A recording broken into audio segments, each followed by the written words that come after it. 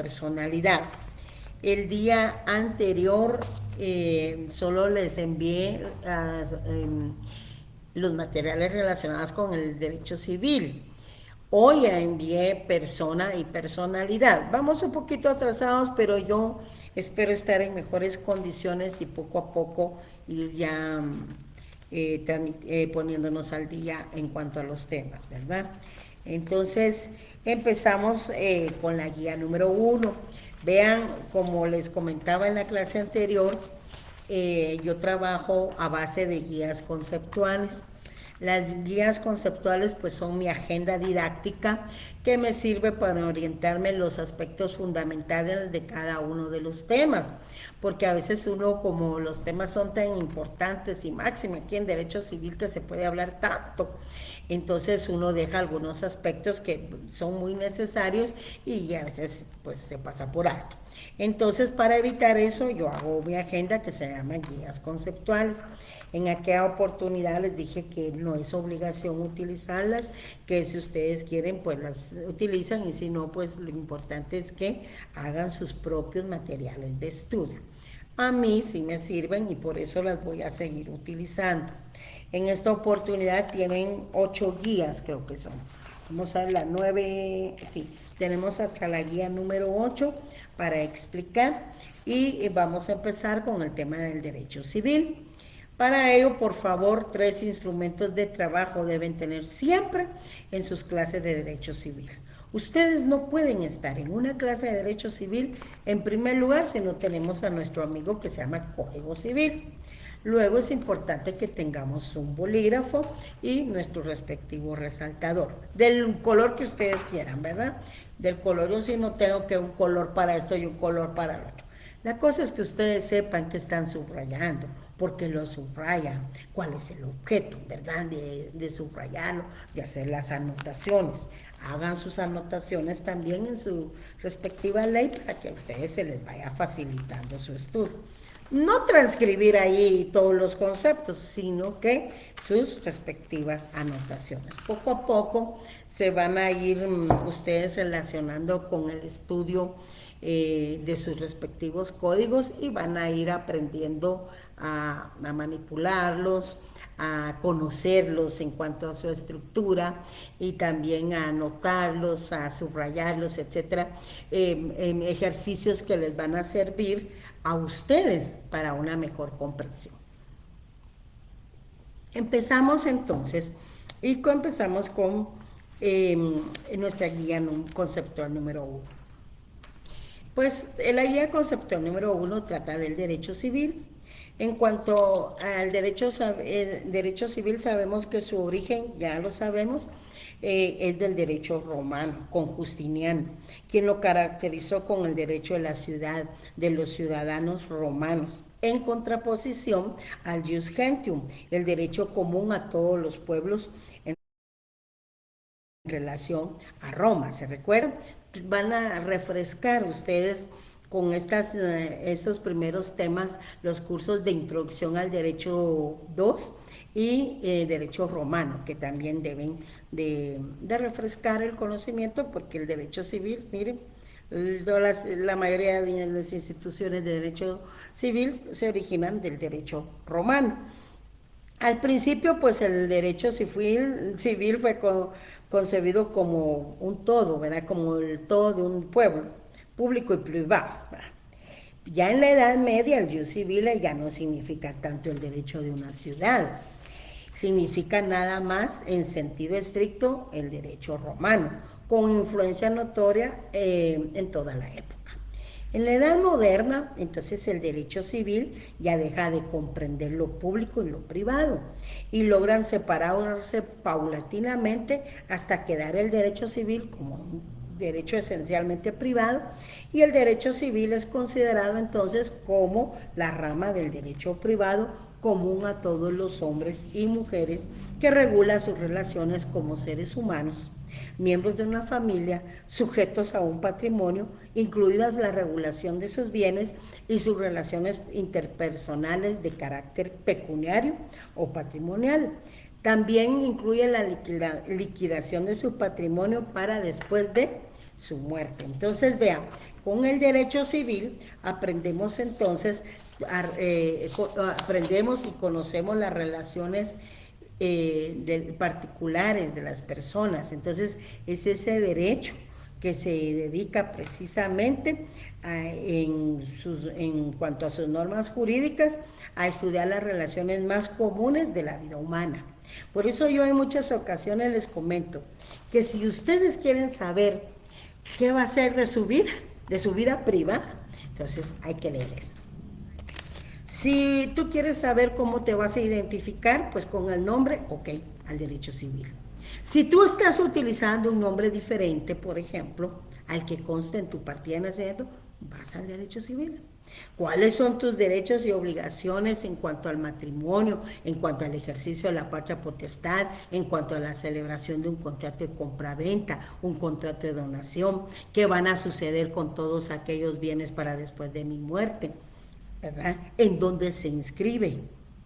Todos esos temas los encontramos regulados en el Código Civil, porque el Código Civil tiene 5 libros que se dedican al estudio de la vida privada de las personas. Y ya vamos a ver esos 5 libros.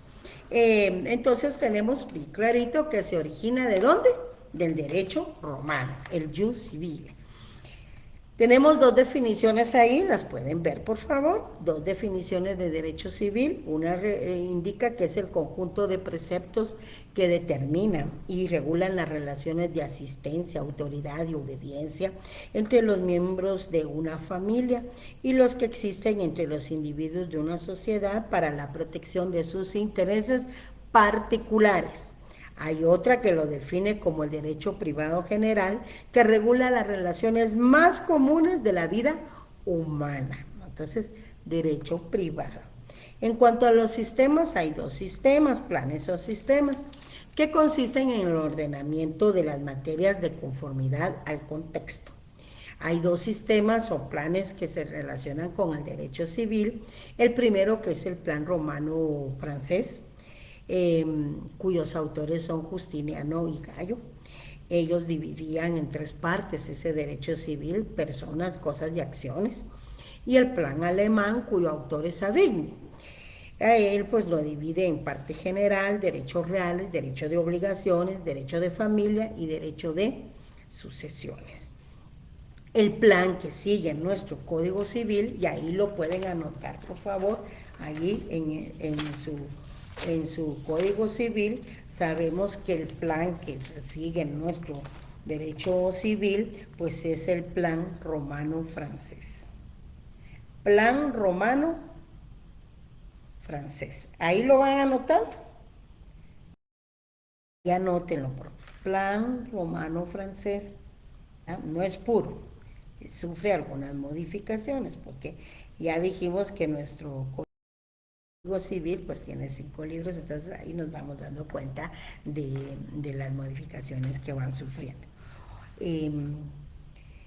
Realmente tenemos mucha influencia, ¿verdad? Y este plan romano-francés es el que predomina en la actualidad.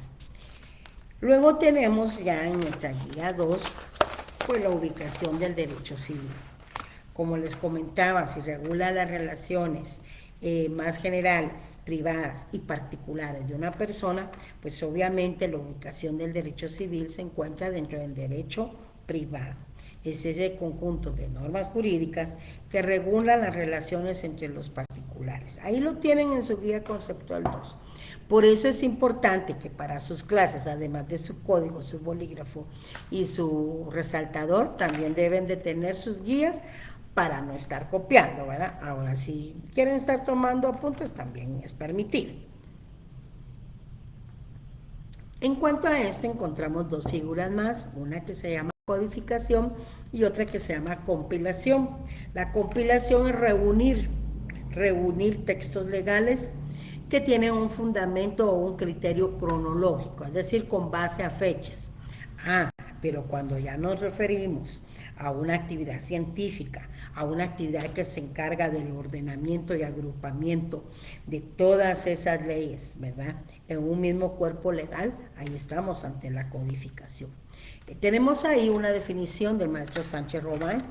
Dice la reunión de todas las leyes de un país o en un aspecto más limitado a las que se refieren a una determinada rama jurídica bajo un solo cuerpo legal, presidido en su formación por unidad de criterio y tiempo. Por eso, como estamos hablando de un ordenamiento y de un agrupamiento en un cuerpo legal, ese cuerpo legal es lo que conocemos como Código Civil, Código de Trabajo, Código Penal, que tiene figuras delictivas. Y si vemos los procedimientos, pues también hay un Código Procesal Penal, un Código Procesal Civil y mercantil, por ejemplo, un Código de Trabajo, un Código de Salud, un Código de Notariado.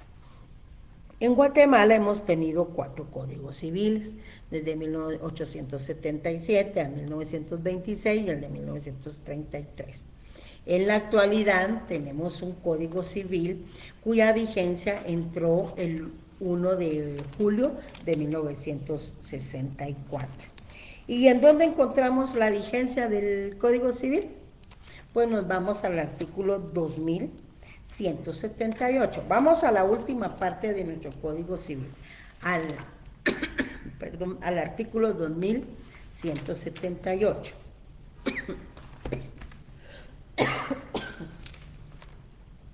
Veamos ese artículo 2178, por favor. Vean lo que dice. 2178, estamos en el final del Código Civil. Este código entrará en vigor el 1 de julio de 1964. Entonces, ahí a la par le van a colocar ustedes vigencia. ¿Y cuándo fue dado? Pues fue dado en el Palacio Nacional en la ciudad de Guatemala a los 14 días del mes de septiembre de 1963. Dice, públiquese y cúmplase. ¿Se fijan? En la última parte. Están conociendo su Código Civil. Y aquí es cuando lo emitieron. Y aquí es cuando entró en vigencia. ¿Ya? Entonces deben de tener claro cuándo entró en vigencia. De acuerdo al artículo 2178, el Código Civil entró en vigencia el 1 de julio de 1964. El Código Civil, entonces, tiene 5 libros. Ya me estoy trabando. Y pasamos entonces a la guía número 3, que quiero que comentemos. Existen 5 libros en el Código Civil, como les comentaba, y que necesito que tengan a mano su Código Civil, por favor, porque lo vamos a comentar. Fíjense bien. Hay un libro primero que se llama De las personas y de la familia. De las personas y de la familia. ¿Ya están ubicados ahí? Ahí se encuentra a partir del artículo 1. Ubiquémonos en el artículo 1, que también vamos a estudiar el artículo 1. El artículo 1 de nuestro Código Civil, por favor. En primer lugar, pues ya sabemos que es el romano francés con algunas modificaciones. El Código Civil es el decreto ley número 106. Esto lo vamos a ver. El Código Civil es el decreto número 106.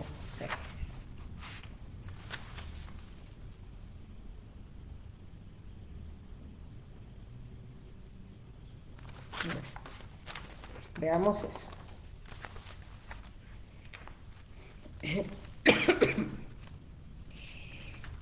El libro primero se llama De las personas y de la familia. Hay un libro segundo que se llama De los bienes, de la propiedad y demás derechos reales. Hay un libro tercero que se llama De la sucesión hereditaria. Hay un libro cuarto que se llama Del registro de la propiedad. Y hay un libro quinto que se llama de las obligaciones, del derecho de obligaciones. Ese libro quinto del derecho de obligaciones se divide en 2 partes. La primera parte se llama de las obligaciones en general y la segunda parte de los contratos en particular. Empecemos entonces con nuestro libro primero del Código Civil. Empecemos aquí, miren, ya, ubicadito. Libro primero. ¿Cómo dijimos que se llama? De las personas y de la familia. Título 1 de las personas, ya empieza. El libro primero inicia en el artículo primero. ¿Y cuándo finaliza? Vámonos al artículo 440. Y en el artículo 440 finaliza porque el 441 se encuentra derogado por la ley del RENAP, del Registro Nacional de las Personas. Ley del Registro Nacional de las Personas, ley del RENAP. Ahí lo pueden poner. Bueno, luego empezamos en el artículo 442, el libro segundo. Vean cómo se llama el libro segundo. El libro segundo tiene un nombre, vean. Busquen su artículo 442. A partir del artículo 442 encontramos entonces el libro segundo y finaliza en el artículo 916, siempre de nuestro Código Civil. Todo este libro segundo es el que vamos a estudiar en Derecho Civil 2.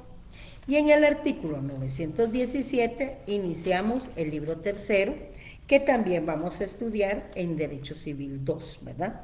Ahorita en Derecho Civil 1 vamos a estudiar todo el libro primero del Código Civil, la ley de adopciones, la ley del RENAP, del Registro Nacional de las Personas, la ley de ONGs, por ejemplo, también son leyes que vamos a estudiar en Derecho Civil 1.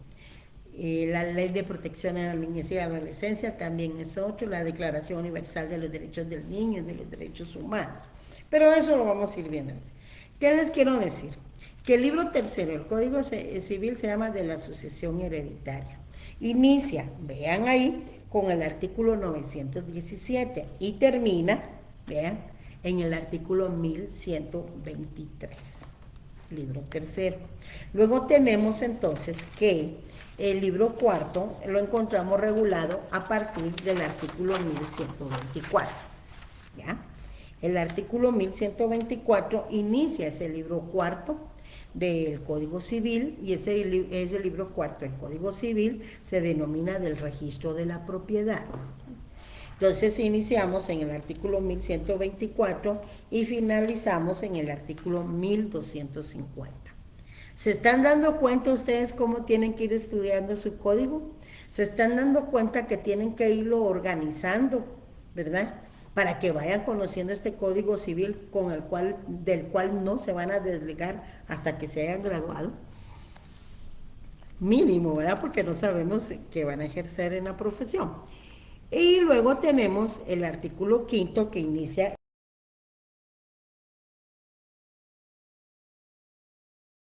artículo 1251.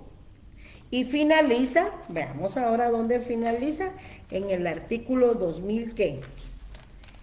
Ya vimos que el 2180 es la vigencia. Entonces, el libro quinto del Código Civil finaliza en el artículo 2177 con el contrato de compromiso que está derogado porque existe la ley de arbitraje, que es un decreto número 6795.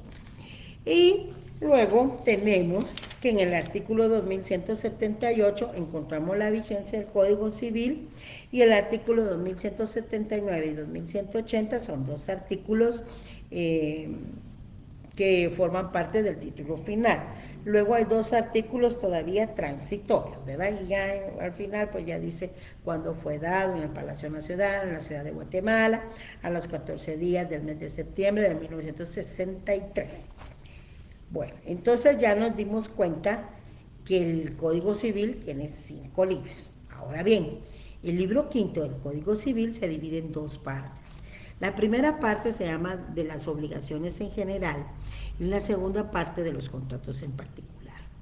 Ese tema, esa primera parte del libro quinto del Código Civil empieza ahí en el artículo 1251 y finaliza en el artículo 1673 con el tema de la prescripción. Mírenlo. ¿Ya lo vieron? Bueno, luego tenemos que a partir del artículo 1674 encontramos la segunda parte del Código Civil, es decir, de los contratos en particular, ¿ya? A partir del 1674 y nos vamos hasta el artículo 2000, ¿qué dijimos? 2000, ¿2000 qué? 2177, ¿ya? Hasta ahí llega entonces la regulación o los artículos que forman parte de la segunda parte del libro quinto del Código Civil, ¿ya? Bueno, ahora tenemos, vamos a ver, en la guía conceptual número 5 tenemos entonces la estructura únicamente del primer libro. ¿Por qué?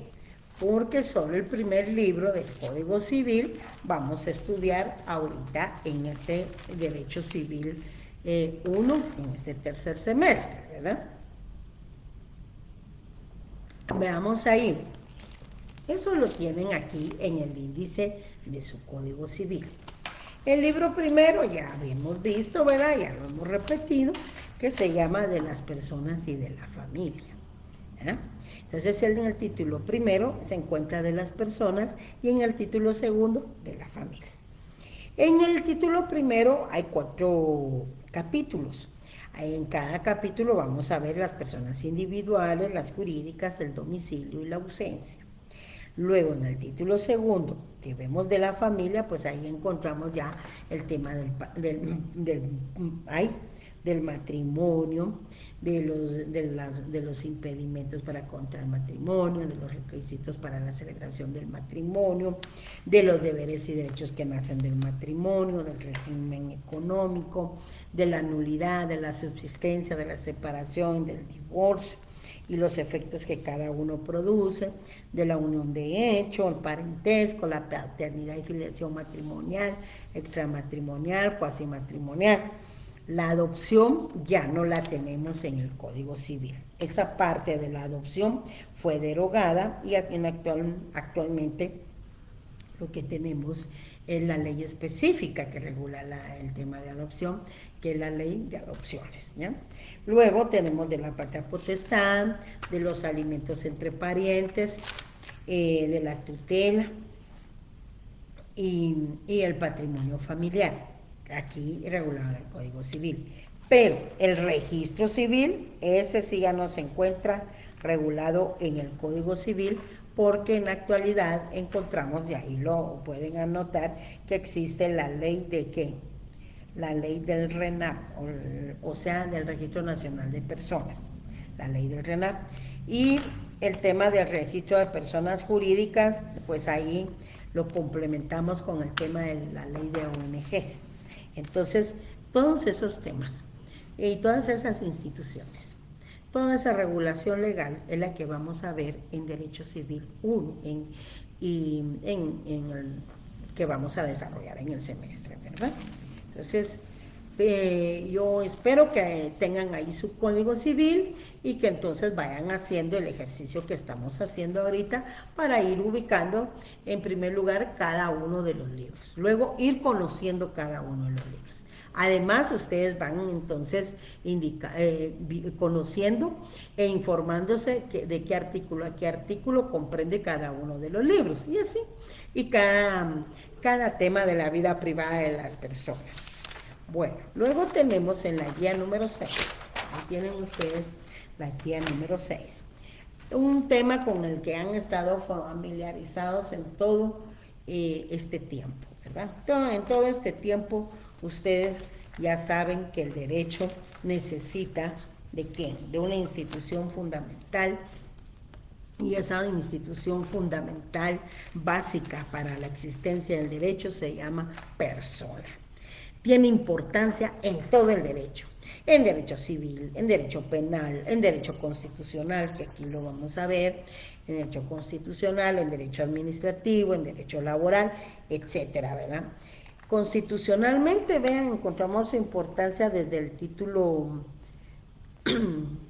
1, desde el título 1, específicamente en su artículo 44, pero todo el título 1 trata ese tema. ¿Por qué? Vean lo que regula el artículo 44 de la Constitución Política. Derechos inherentes a la persona humana, a la persona, ¿vieron? Los derechos y garantías que otorga la Constitución no excluye otros que, aunque no figuren expresamente en ella, son inherentes a la persona humana, perdón. El interés social prevalece sobre el interés particular. Y si ustedes ven su Constitución, pues desde el título primero vean la persona humana, fines y deberes del Estado. Tiene un subcapítulo único de protección a quién, a la persona, ¿verdad? Regula que el Estado de Guatemala se organiza para proteger a quién, a la persona y a la familia. El libro primero, el Código Civil, su fin supremo es la realización de ¿qué? Del bien común. Y luego ya nos indica de los deberes del Estado, y en el título 2 pues está el tema de derechos humanos, y ya en un momento volveremos a ver el artículo 3 constitucional, porque ya vamos a tratar un tema en específico, ¿verdad?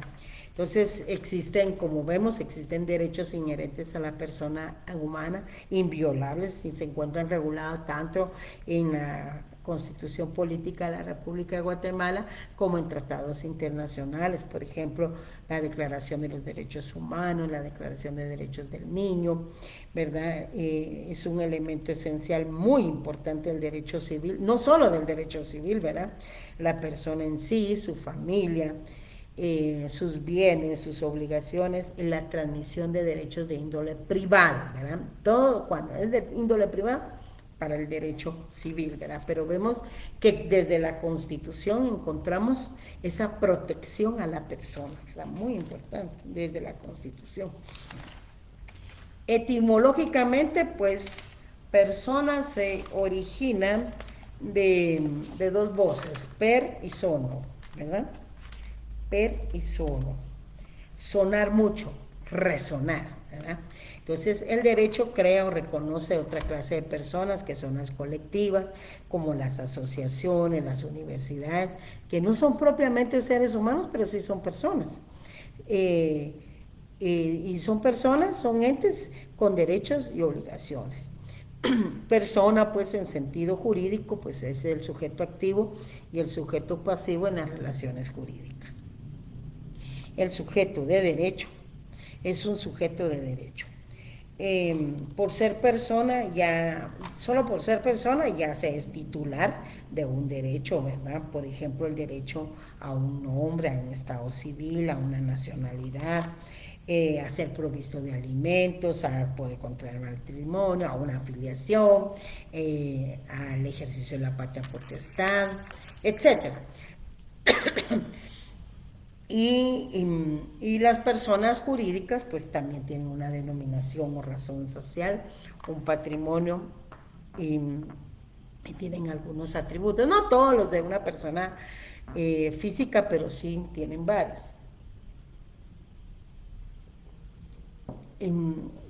A la persona humana pues también a la persona humana se le debe también conocer desde el tema de su nacimiento, el hecho de su nacimiento y la muerte a la persona humana. En la persona colectiva, pues es la extinción, por ejemplo.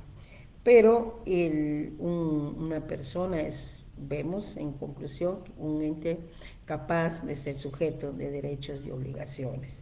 Tenemos entonces que las clases de personas son persona individual, física y persona individual o física, y persona colectiva, moral, social o abstracta. En la guía número 6, amigos, por favor. En la guía número 6 encontramos dos definiciones, una de persona individual y una de persona colectiva. Pues ya vemos que en sentido jurídico, persona es todo ser capaz de derechos y obligaciones, es un sujeto de derechos. Los maestros Castanto Beñas y Marcel Planeor coinciden en cuanto a ese tema. Y para persona colectiva, pues ahí sí, Está integrado por varias personas individuales, pero es una unidad orgánica resultante de una colectividad organizada de personas o de conjunto de bienes a los que para la consecución de un fin social durable es reconocida por el Estado una capacidad de derechos patrimoniales, y vemos que en nuestro artículo 15 del Código Civil encontramos una descripción de las personas, una enumeración, mejor dicho, de las personas colectivas. Fíjense lo que dice ese artículo 15. Son personas jurídicas, y empezamos, ¿verdad? Primero el Estado, las municipalidades, las iglesias de todos los cultos, la Universidad de San Carlos, que ayer estuvo de aniversario, feliz cumpleaños universidad, y las demás instituciones de derecho público creadas o reconocidas por la ley. Son instituciones de derecho público. Permítanme, chicos, aquí. Eso quería probar, pero sí me está lastimando todavía. Y la persona pues tiene sus atributos, ¿verdad? Ahí tienen también en la guía número 6, encontramos los atributos de la persona. Capacidad, nombre, domicilio, estado civil, patrimonio y nacionalidad. En la guía número 7 encontramos ya desplegados esos atributos de la persona individual o física. Ahí vemos entonces que la persona individual o física pues tiene capacidad, o sea, esa aptitud para ser sujeto de derechos y obligaciones. Tiene un nombre, ese vocablo con el cual vamos a identificar a una persona, que se integra por nombre propio y por los apellidos. Debe de ubicarse en un lugar, y por eso la persona debe tener un domicilio, debe tener un estado civil, un patrimonio y una nacionalidad. ¿Qué son los atributos entonces de la persona individual o física? Los atributos son cualidades propias, características del ser humano que los distinguen de uno y de otro, o sea, de todos los demás, ¿verdad? Nacionalidad, entonces hay salvadoreños y hay guatemaltecos, ¿verdad? Nos distinguimos.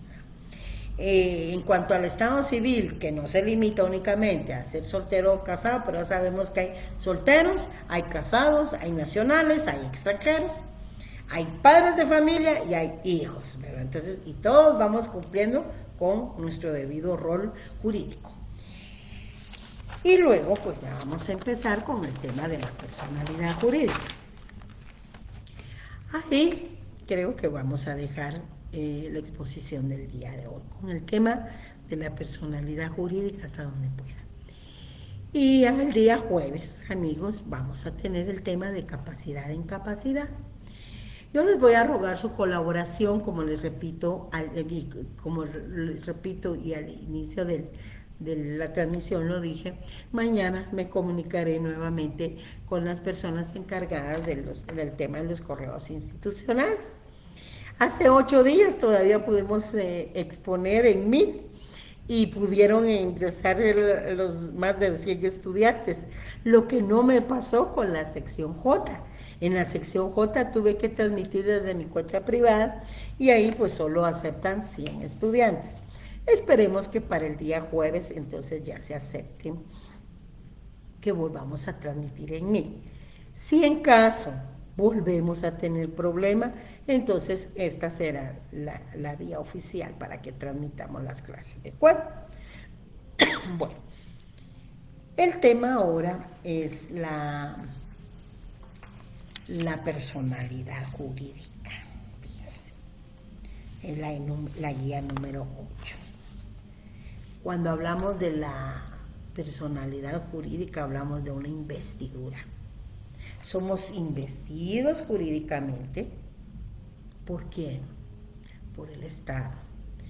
El Estado nos otorga esa investidura jurídica y entonces, ya cuando tenemos esa investidura jurídica otorgada por el Estado, podemos participar dentro del mundo jurídico. Entonces, somos sujetos de derechos y obligaciones. Ahí tienen en su primera columna, en la definición, tenemos una definición que nos proporciona el maestro Puigteña.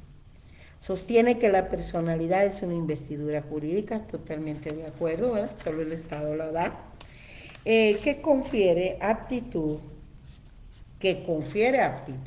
no que la aptitud, porque muchos confunden el tema de la capacidad con la personalidad y hasta creen que son sinónimos, pero no, son temas diferentes.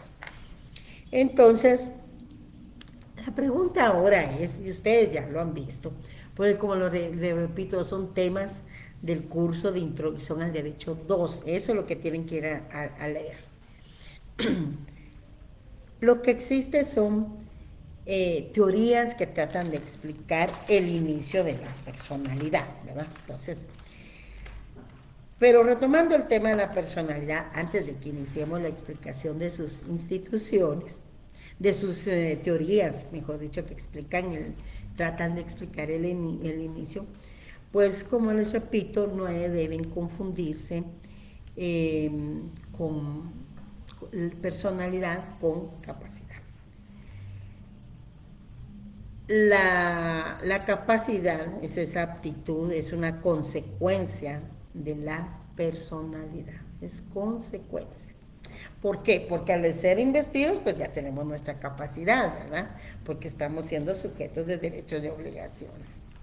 La persona por el nacimiento o aún antes tiene derecho a efecto de la concepción, ¿verdad? A ciertos efectos desde de la concepción para participar en ese mundo normativo, porque automáticamente está ya investido de esa personalidad.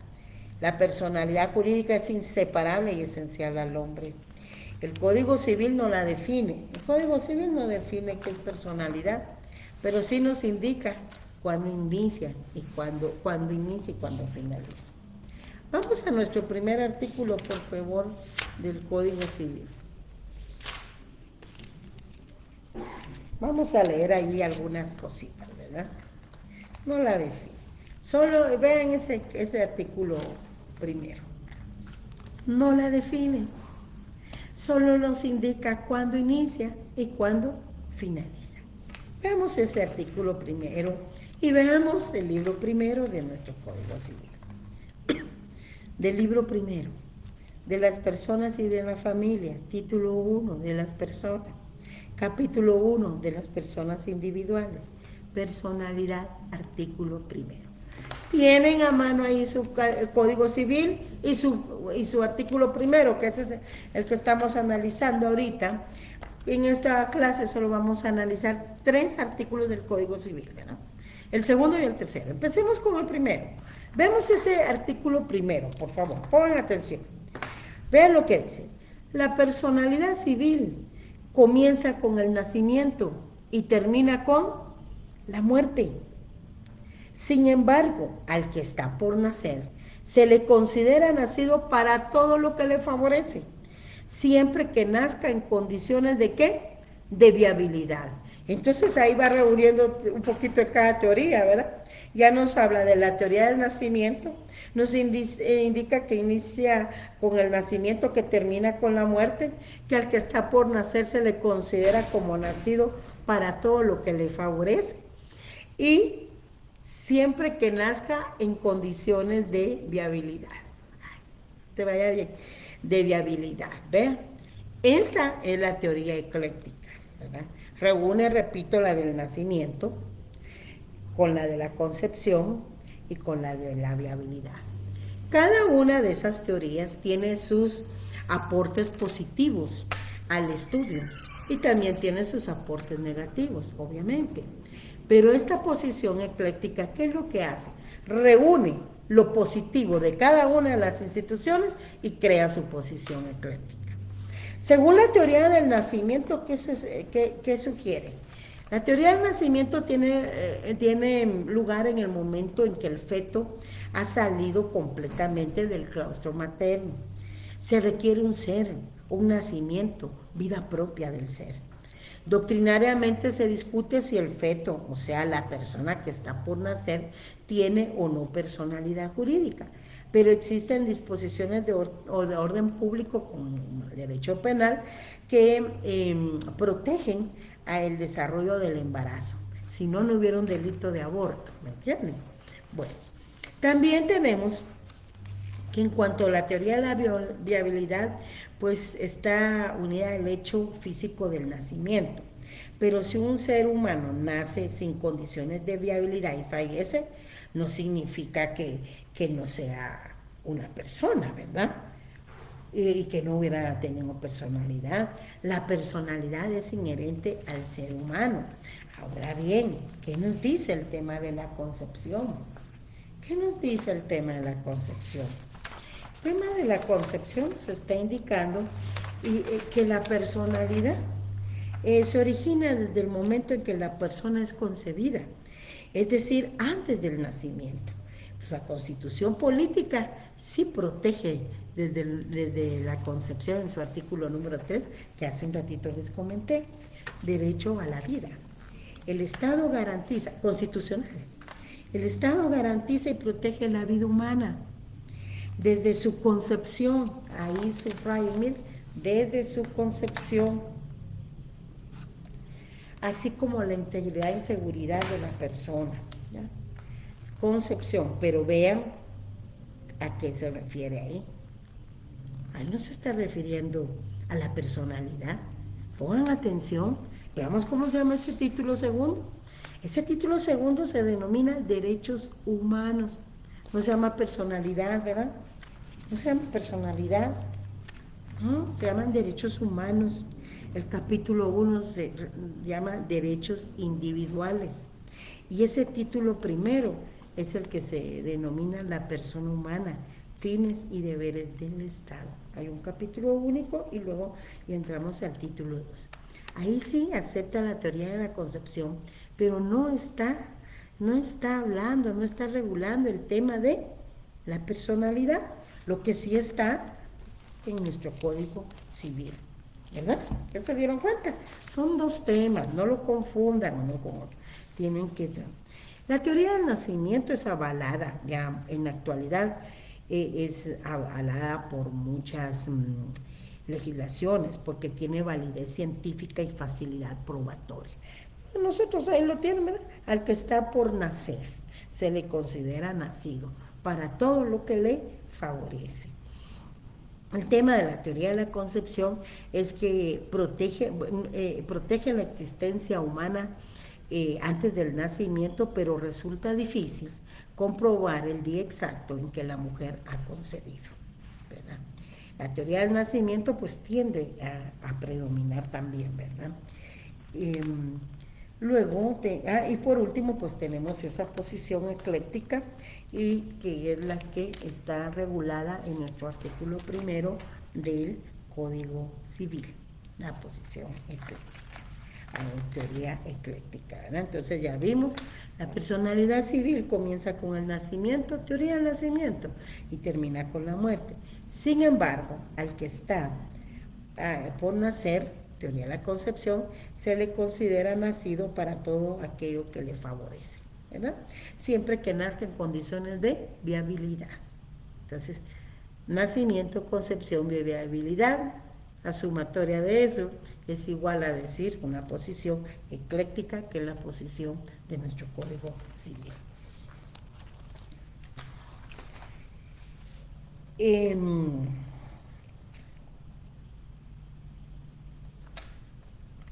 Ahora tenemos el fin de la persona, de la personalidad, pues 1 con la muerte física y 2 con la muerte presunta. El tema de la muerte presunta y ausencia lo vamos a ver posteriormente, pero también va a ser analizado y discutido no en clase, sino que en transmisión. A esto debemos, para ir finalizando, debemos agregar la lectura de 2 artículos más. Uno es el tema de la conacencia y 2, el tema de la concurrencia. El tema de la conacencia y el tema de la concurrencia. La conacencia está regulada en el artículo 2 del Código Civil. Eso es lo que se conoce como conacencia cuando hace referencia a los partos dobles, ¿verdad? A los partos dobles. ¿Qué sucede ahí? Lo normal es que nazca una persona de un mismo parto, pero de un mismo parto pueden nacer dos o más, o sea, 3, 4, 5 quintillizos. ¿Y qué significa según esta teoría? Lo que nos está diciendo es que de un mismo parto pueden nacer dos o más personas, pero aquí va a desaparecer esa institución permítame, aquí desaparece la institución uy, Dios mío, desaparece la institución del mayor de edad, ¿verdad? Del primogénito, eso es lo que, disculpa. Aquí desaparece la institución del primogénito. Cuando hablamos que de un mismo parto nacen dos o más personas. Ahora, si hay partos diferentes, pues ni modo habrá un primogénito. Pero aún así, en nuestra legislación no hay derechos que privilegien la posición de un primogénito, ¿ya? En nuestra legislación, desde la Constitución y el Código Civil, entonces todos los hijos son considerados en iguales derechos. Y en especial en este tema de conacencia, que hace referencia a que dos o más personas nacen de un mismo parto, no hay privilegios ni derechos superiores para quien haya nacido primero, ¿verdad? Todos gozan de los mismos derechos. Aunque haya biológicamente o físicamente una persona que haya nacido primero, porque no pueden ser expulsados los dos al mismo tiempo. Pero no les da ningún privilegio ser el mayor, ¿verdad? No le da ningún privilegio, ningún derecho superior el hecho de ser primogénito. Ni en la conacencia, ni en los partos separados. En aquellos partos en donde nace solo uno, pues hay un hijo mayor, obviamente, ¿verdad? Pero el hecho de que seamos el hijo mayor no nos da ningún privilegio legal. Y en sentido contrario, este artículo, que trata de la vida, ¿verdad? Del nacimiento de dos o más partos, del nacimiento de dos o más personas de un mismo parto, existe la comorencia o comuriencia, ¿ya? Esa la tenemos regulada aquí en nuestro en nuestro artículo 3. Artículo 3 del Código Civil. No voy a poder dar clase en la noche, porque miren, ya con la segunda ya me voy quedando rojo, o sea, que todavía tengo mis achaques propios de la edad. Como herencia. Vean su Código Civil, artículo 3. Si dos, por eso, fíjense que la conacencia era si dos o más nacen de un mismo parto. Aquí es si dos o más mueren, ¿verdad? Si dos o más personas hubiesen fallecido de modo que no se pueda probar cuál de ellas murió primero, se presume que fallecieron todas al mismo tiempo, sin que se pueda alegar transmisión de derechos entre ellas, ¿ya? Entre ellas, ¿ya? Porque la transmisión de derechos la va a alegar las personas que quedan vivitas, pero las que fallecen en un mismo hecho, ahí no. ¿Cuál es el caso típico de esta situación? Los accidentes. Actualmente no sé si han visto muchos accidentes de tránsito, que choca un tráiler, que se mueren todos al mismo tiempo. Ya ven con las personas que se van para México, ahí han habido muchos accidentes de personas que llevan indocumentadas y han tenido esos accidentes, y algunos hasta son familiares, ¿verdad? Familias completas se van. Pero aquí cerquita, aquí en Guatemala, ¿cuántos accidentes de tránsito no hay al día en donde fallecen varias personas pertenecientes a un mismo núcleo familiar? Yo les comentaba en la clase anterior que en diciembre hubo un accidente en donde un tráiler pierde los frenos y se choca contra una panel que llevaba fuegos artificiales. Fue entre el 12 y 15 de diciembre. Ahí iban 3 personas que eran parientes. 2 de ellas fallecen, 1 sobrevive. En esos casos, En esos casos no se puede probar quién de ellas falleció primero, ¿verdad? Pero ¿cuál es la importancia? De que como no se puede determinar o probar quién fallece primero, entonces se presume que todas fallecen al mismo tiempo, ¿verdad? ¿Por qué? ¿Cuál es el objeto? Sin que puedan alegarse transmisión alguna de derechos entre ellas. Repito, las personas que están vivas se van a poder alegar derechos. Y si en caso ya no hay parientes, ¿verdad?, que puedan alegar esos derechos de sucesión hereditaria, entonces, a falta de parientes, sucede el Estado y las universidades del país. A eso se refiere entonces, ¿verdad? Cuando en un mismo hecho, los accidentes de tránsito, cuando se desploman los aviones y van a ir familias, cuando se une un marco, todos esos siniestros, cuando hay incendios, cuando se incendia una casa y fallece todo el núcleo familiar ahí no se pueden alegar derechos entre sí, entre padres e hijos, entre hijos y padres. Entonces, ¿qué sucede? Ahí van a existir parientes, ¿verdad? La legislación acepta hasta el cuarto grado por consanguinidad, es decir, los primos. Van a existir. Y a falta de parientes, pues les repito, el Estado y las universidades. Muchas gracias, compañeros. Yo les agradezco muchísimo su apoyo, sus mensajes de solidaridad, de apoyo, de cariño y preocupados por mi salud. Miren, yo se los agradezco. Y aquí estamos, gracias a Dios, pues aquí estamos. Y, y pues entonces el día de hoy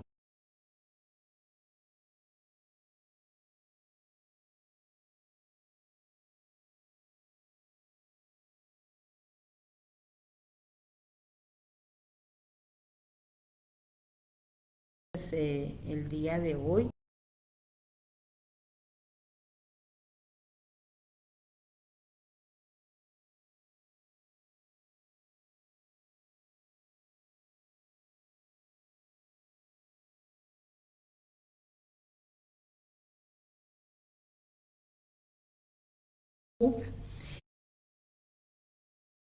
en la tarde no. Entonces, no sé si por la misma vía, pero yo siempre me comunico con ustedes. Posiblemente ya sea el jueves por mí, posiblemente. Si ustedes tienen eh, alguna pregunta, ahorita sí, escriban al chat del teléfono, por favor, al chat del teléfono. Ahorita sí escriban al chat del teléfono, por favor. Muchas gracias.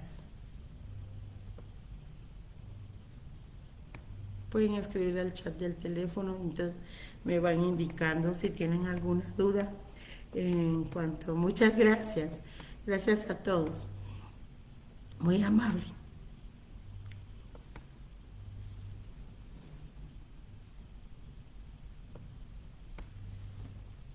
¿Alguna duda que me quieran hacer aquí en el chat del teléfono? ¿No? Bueno, entonces damos por concluida la exposición del día de hoy. Yo espero que ya el día jueves sea por mí, ¿verdad? Y si no, como les repito, seguimos aquí en Facebook Live, amigos. Saludos a todos, tengan buena tarde, mucho gusto. Gracias a todos por su cariño y comprensión.